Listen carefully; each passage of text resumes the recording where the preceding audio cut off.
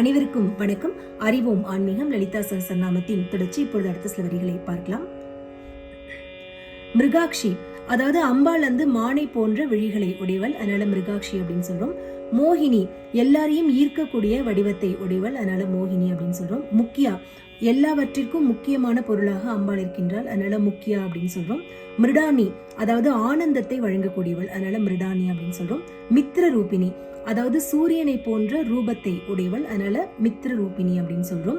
நித்திய திருப்தான்னு சொல்றோம், அதாவது எப்பொழுதுமே அம்பாள் திருப்தியோடு இருக்கின்றனால நித்திய திருப்தா அப்படின்னு சொல்றோம். பக்த நிதி அப்படின்னு சொல்றோம், அதாவது பக்தர்களுக்கு ஒரு பொக்கிஷமாக அம்பாள் இருக்கின்றாள், அதனால பக்த நிதி அப்படின்னு சொல்றோம். நியந்தரின்னு சொல்றோம், அதாவது எல்லாவற்றையும் அடக்கி ஆளக்கூடியவள், அதனால நியந்தரி அப்படின்னு சொல்றோம். நிகிலேஸ்வரின்னு சொல்றோம், அதாவது எல்லாவற்றிற்கும் இறைவனாக விளங்கக்கூடியவள், அதனால நிகிலேஸ்வரி அப்படின்னு சொல்றோம் அம்பாள். மீண்டும் நாளை மற்றவர்களுடன் உங்களை சந்திக்கின்றேன். நன்றி, வணக்கம்.